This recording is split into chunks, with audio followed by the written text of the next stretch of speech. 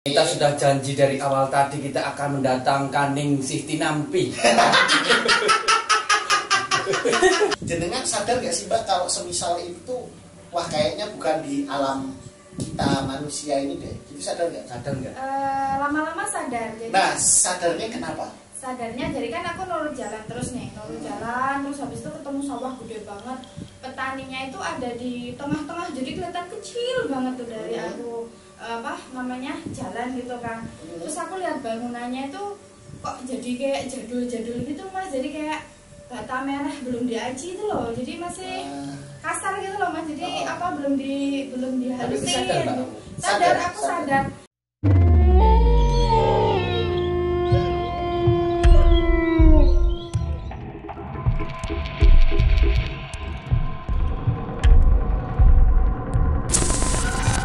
Oke, ketemu lagi Mas Danu Kasero. Mas Segi SE. Kita sudah janji dari awal tadi kita akan mendatangkan Ningsih Tinampi.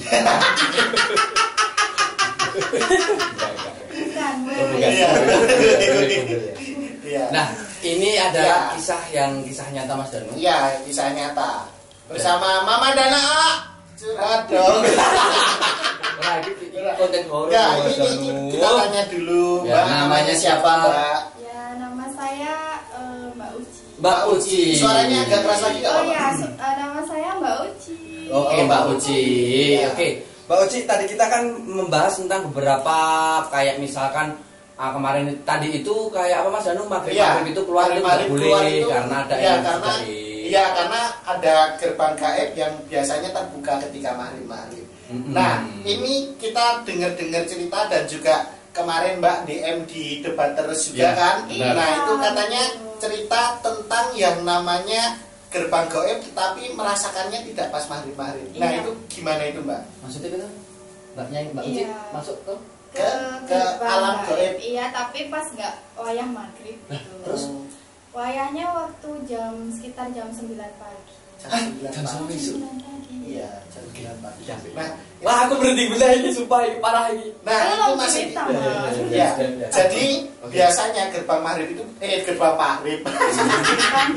Gerbang gaib itu kebuka kalau maghrib. Nah, Ya. ini Mbak Uci ini kemarin DM di debat terus dan dia ingin cerita kalau pernah masuk ke dunia gaib lewat gerbang gaib tetapi dia siang-siang. Oke. Atau lebih tepatnya pagi, Pak. Mbak, itu berapa jam atau berapa lama durasi waktu masuk? kamu Mbak Uci ini masuk di dunia gaib itu? Alam gaib. Kalau saya tuh sebenarnya rasanya lama, cuman pas dilihat jamnya itu ternyata cuma sekitar setengah jam. Pas kembali ke Pas alam kembali biasa. ke alam nyata. Suwi. Ya. Lama Iya, Oke. Kita akan Setengah jam ya? dengar Oke. kronologinya. Ceritanya Ya. Jenengan gimana? ngapain Kok bisa kok bisa masuk? jam 9 pagi? Apakah lagi melaku TK kan? Biasanya TK dong. Apa ngantar ke anak atau apa gabut ya? Gabut Mas, mau jalan-jalan sendiri soalnya suami kan masih tidur Oke. kan, mau Oke. nganterin tuh masih tidur jadi Oke. aku pergi sendiri. Oke. Nah, Jadi terus ceritanya tuh aku mau beli snack biasa ulang buat ibu. snack. ulang itu Enggak, snack bukan snack makanan Mas Danu. makanan Oh, gitu ya, Mas. Jadi makanan. kalau tiap pagi tuh aku buat ibu mertua tuh beli snack gitu Mas, sekitar jam 9. Jajan pasar itu. Iya, Oh. jajan pasar. Terus Oke. Nah itu kan sekalian nih ceritanya aku tuh punya niatan buat ke temen aku. Mungkin niatnya tuh nggak begitu baik gitu loh. Niatnya tuh mau nagih hutang Mas. Oh, oke. Iya. ya baik tuh nagih utang di utang kok. Mungkin dia belum bisa bayar, Oh, jadinya bagus. ini. Oke. Itu kan biasanya tuh aku lewat jalan biasa yang aku ke rumah dia gitu di daerah Tundan gitu. Nggak apa Tundan tuh mana? Tundan tuh Enggak apa-apa kan yang digerebek warga jenengan. Saya enggak nyebut kok. Berapa mau Tundan? Tundan tuh mana sih? Tundan itu loh ponpes tempatnya. Oh iya. Cuman barang laris. Tahu lah. Nanti dikasih. Terus gimana? Daerah Bang? Tundan ya berarti ya. Ya, daerah jadi Tundan. biasanya Tapi ini kisah nyata Mas Danu. Kisahnya tahu ya enggak Gak apa-apa. direkayasa ini. Iya, terus Jadi aku biasanya tuh lewat jalan yang halus, maksudnya Oke. jalan yang sering aku lewatin gitu kan. Cuman dari tempat aku beli snack tuh kayaknya lebih gampangnya tuh pakai jalan alternatif gitu. Oke. Jadi yang pengobatan. Bukan pengobatan. Ini Jadi- jalan yang bener-bener yang singkat alternatif itu loh. Maksudnya sekalian jalan kan. Oke. Terus Nah itu kan aku belum pernah lewat situ, cuman pernah dikasih tahu temanku yang mau aku tagih utang tuh lewat situ deket ke rumahku gitu kan. Naik motor ya Mbak ya? Iya naik motor. Terus kan aku kan langsung masuk nih di gang itu, terus masuk di apa jalannya besar lumayan sih, gang besar gitu kan. Bukan mas, maksudnya jalan desa juga kan. Habis itu aku masuk, udah masuk kok nggak nemu-nemu, kok jalannya tuh semakin maksudnya nggak nemu-nemu itu nggak nemu jalan ujungnya gitu. Nggak nemu ujungnya, jadi itu jalannya semakin lama semakin kecil gitu. Lama-lama tuh kayak kayak di ladang gitu loh, jadi banyak banget tanaman-tanaman bambu kan. Terus kan padahal tadinya nggak ada tanaman. Iya, tadinya tuh hingar-bingar, maksudnya tuh luas ya, gitu loh. Luas terus juga. Terus rumahnya banyak berderet-deret kayak gitu kan. Terus habis itu aku ketemu sama simbah waktu itu pakai zamannya pakaiannya jadul banget loh, masih yang pakai kemben-kemben kayak gitu mas. Simbah itu cowok cewek? Simbahnya cewek. Ya gue kemben lah ya.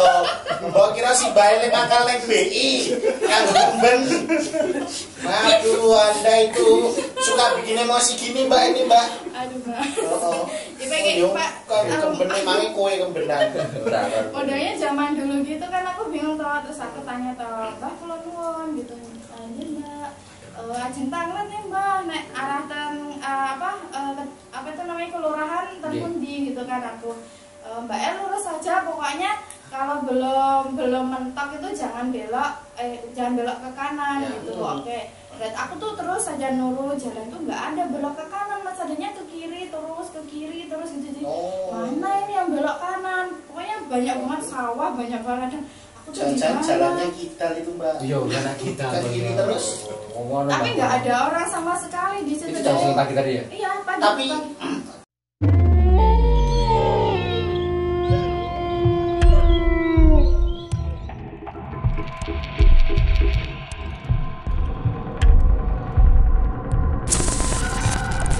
nah itu tadi Mbak, terus kan berarti itu suasananya gimana itu Mbak pas itu? Kan itu jam 9 pagi ya. Apakah di dunia sana itu juga jam 9 pagi juga? Enggak, jadi suasananya tuh seperti kayak mau maghrib gitu, jadi kayak mau senja tuh jam 5 sore gitu. Jadi tuh rada-rada mau malam gitu rasanya. Padahal itu jam 9 pagi. Padahal jam 9 pagi. Terus setelah ketemu simbah-simbah tadi, dia kan ngasih jalan buat ke kiri, terus Mbak ngikutin juga? Iya aku ngikutin kan, aku cuman kalau ada belok kanan kan aku kalau itu udah mentok suruh belok kanan, tapi karena tidak ada kanan, jadi aku lurus terus kok malah ke kiri terus kayak gitu sampai jauh mas gitu loh. Nah itu pas di sana itu jenengan sadar gak sih Mbak kalau semisal itu wah kayaknya bukan di alam kita manusia ini deh, itu sadar nggak? Sadar nggak? Lama-lama sadar. Jadi, nah sadarnya kenapa? Sadarnya jadi kan aku nurut jalan terus nih, terus habis itu ketemu sawah gede banget, petaninya itu ada di tengah-tengah, jadi kelihatan kecil banget tuh dari aku jalan gitu kan. Terus aku lihat bangunannya itu kok jadi kayak jadul-jadul gitu mas, jadi kayak bata merah belum diaji itu loh, jadi masih kasar gitu loh mas, jadi belum dihalusin.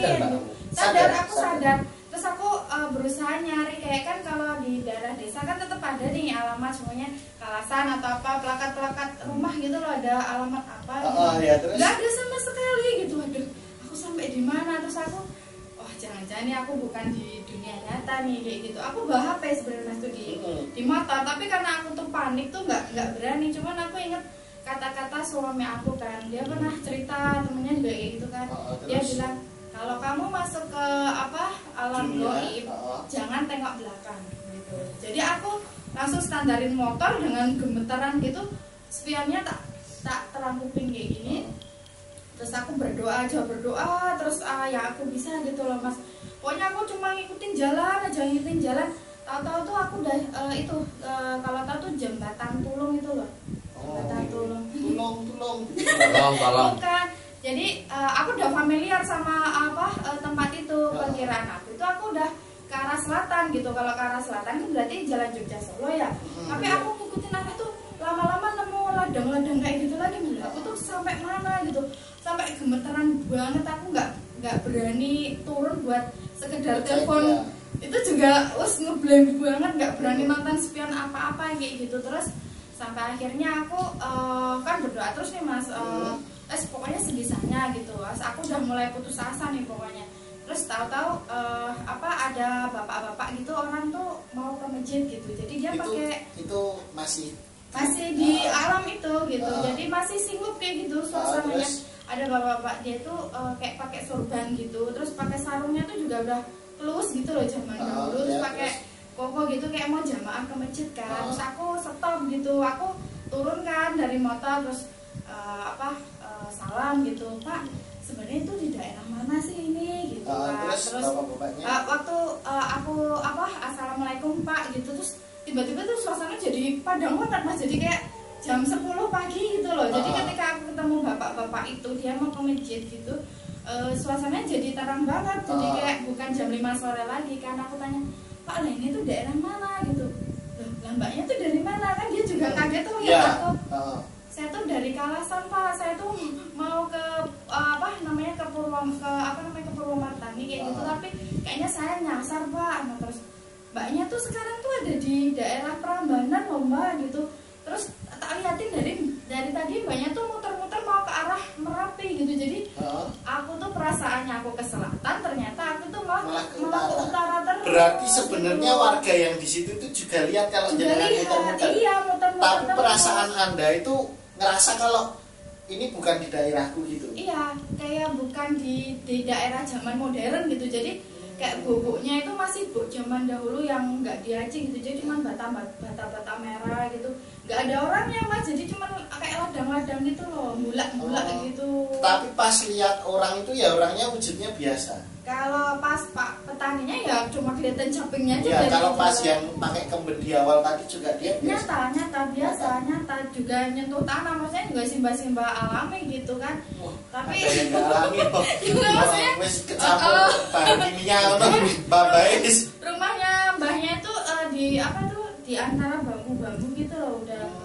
Dan bambunya tuh udah merunduk-merunduk kayak gitu, jadi bener-bener tuh suasananya tuh horor banget waktu itu aku ngerasa tuh. Iya. Terus waktu ketemu bapak-bapaknya tuh aku tuh juga heran juga. Ini tuh kayaknya masih jam 10, terus kok jemaah apa gitu kan. Kan aku juga sempet aku tuh ya Allah, ini aku di mana? Aku diblusukin lagi tuh Mas kan ya. Kan perasaannya juga nggak tenang kan waktu itu. Habis itu terus bapak-bapaknya setelah tak tanya kan, terus aku harus kemana Pak biar aku bisa pulang, aku kayak gitu kan. Mbaknya ke sana, arahnya ke selatan, nanti kan ketemu nih Candi Prambanan, nah nanti ketemu Jalan Jogja Solo, nanti mbaknya ke kanan kan udah bisa pulang. Bapaknya kayak gitu bilang, ya udah makasih Pak. Terus kan habis itu kayaknya itu aku udah lega kan, spionnya tak balikin lagi kan, karena kan aku mau jalan. Bapaknya udah nggak ada bapaknya udah nggak ada itu. Terus aku ngibrit lah buru-buru itu. Nah itu pertama kalinya aku tuh lihat Jalan Jogja Solo tuh bahagia banget. Jadi aku bisa pulang gitu loh Mas. Aduh. Dan ketakutan kedua aku tuh jangan sampai suami aku tuh tahu aku ada di mana, Google Maps gitu loh. Soalnya kan daerah situ tuh ada rumah mantan aku. Wow, ternyata itu yang lebih serem. Double ya Allah. Tolong suaminya di cross check ini ceritanya benar apa tidak ya. Gak berani buka HP ya. Iya. Jadi aku keluar dari rumah tuh jam 9 pagi, terus aku sampai rumah tuh masih gemeteran gitu kan. Lihat jam tuh masih jam setengah 10 pagi Mas waktu itu. Berarti itu malah nggak jadi ke rumah temennya itu nggak jadi karena nggak nemu jalannya. Gitu. Ya karena itu tadi dia udah merasa diputer-puterkan tadi terus Mbak Uci ini kenal temennya nggak sih? Kenal. Ya kenal kan udah tekan rumahnya. Nah yo belum pernah main ke rumahnya. Pernah main. Tapi lewat jalan yang alternatif. Yang biasa, lewat jalan jadi, yang biasa. Apa itu ceritanya tuh kalau dari rumah temanku ke yang beli snack itu aku tahu jalannya lah. Itu dibalik kan dari yang beli snack ke tempatnya temanku tapi lewat jalan alternatif gitu. Jadi kalau dari rumah temanku aku tahu, pas dibalik lah itu aku bingung gitu kan. Terus setelah itu kan aku aman nih sampai rumah kan, lihat suami masih tidur, aman nih berarti nggak ngecek aku aman nih kan ya. Terus emang nggak niat kan? Sampai tuh, tak kira. Terus habis itu aku cerita kan sambil minta maaf, aku minta maaf ya tadi apa terlambat pulang gitu. Nah, malah bingung kan, terus sama Mas, kok rasanya aneh, ayo diturut gitu sama Mas Gali terus. Rasanya aneh jangan Iya. Oh kayaknya kayak gitu kan, terus. Nah, diturut. Nah, berarti intinya buat para istri-istri kalau mau kemana-mana izin sama suami. Suaminya masih tidur. Digugah kan harus izin kalau terus izin. habis itu diturut sama suami. Diturut sama suami terus enggak jalannya tuh enggak ada nemu pohon bambu kayak gitu Mas. Enggak ada nemu mentokan kayak lapangan tenis kayak kamu cerita tuh enggak ada gitu. Terus aku tadi kemana Mas? Lah mbok lah mau nanggi gitu katanya. Iya nek. Wah, serem lah ini Mas. Mas Janur misalnya keblasuk kayak gitu ditutupi kayak ngono ki apa yang kamu lakukan seperti itu kan? Wah, saya bingung Mas mau ngapain. Ayo bariki kirim tonton ini. Wah, astagfirullah, jadi aku lagi bisa niki ini Mas. Aku yo daerah kene kok ade mulih dirarai tekan grand opening Candi Borobudur. Maksudnya kan zaman biyen kan. Di sini banyak makam loh, nanti hati-hati nanti diputer-puterin bisa. Nah, gue hati-hati Ki. Gue tekan zaman pertama kali Borobudur dibuka. Peletakan batu. Dia kon MC. Peletakan batu. Ade kan punya MC grand opening Candi Borobudur ya. Letak batu pertama. Harus jonggol ngono. Iya, main Prambanan, foto. Oh, berarti itu ceritanya Mbak Uci. Iya, ceritanya ya. Jadi terus ada nggak Mbak pesan-pesan buat yang nonton ini sih, atau kalau mau pergi-pergi itu gimana itu mungkin ada Mbak? Ya itulah intinya tuh, pokoknya kalau pergi itu kita tuh memang harus benar-benar tahu jalan dulu biar nggak diganggu sama yang goib gitu Mas. Biasanya mereka tuh juga seneng ganggu orang yang bingung. Pertama kan aku bingung nih, jalannya yang mana. Terus niatanku tuh juga pokoknya aku harus dapat uang nih dari temen aku kan. Jadi itu langsung gitu loh Mas. Jadi ya buat teman-teman yang di rumah kalau bepergian jangan lupa berdoa, jangan lupa izin sama keluarga sama suami. Ya, karena yang paling penting kalau pergi itu kalau bisa share log sih. Ya share live location itu kan kita juga bisa tahu kan di mana. Ya tapi kalau dalam keadaan panik kayak gitu enggak sempatnya. Yakin Mas, ya podcast ya.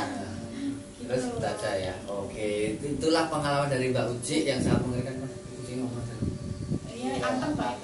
Iya, kayak lu kameranya guys. Itu dari pengalaman dari Mbak Uci yang terjebak di dunia lain. Ya, dunia gaib. Gaib ya. Jadi terserah teman-teman menanggapinya gimana. Seperti apa? Tapi karena gini Mas Rogi, memang kita kalau semisal tinggal di alam kita itu nggak cuma kita aja yang kita harus menghormati apapun yang ada, termasuk hewan juga, termasuk sesuatu yang tidak kelihatan. Jadi kita harus di mana-mana tetap jaga sikap. Bener banget, dan harus sopan santunnya. Iya, ya. Oke, jadi gitu aja Mbak Uci. Terima kasih ya sudah datang. Nah, buat teman-teman yang pengen cerita pengalaman horornya diangkat di acara Debat Terus ini, di channelnya Debat Terus, silakan Anda bisa follow Instagramnya Debat Terus @debatterus. Silakan Anda bisa DM, kirim cerita Anda. Kalau cerita Anda menarik, nanti kita bakalan undang ke podcast malam Jumat Debat Terus. Iya, benar banget. Dan jangan lupa subscribe, like, comment, and share. Ya, oke. Nah, sekali lagi terima kasih ya Mbak Uci ya. Terima kasih. Dan kita akan menutup podcast ini tetap di Debat Terus bareng saya dan Kasiru. Saya Oki SE Sarjana MC. Dan sampai jumpa. Bye.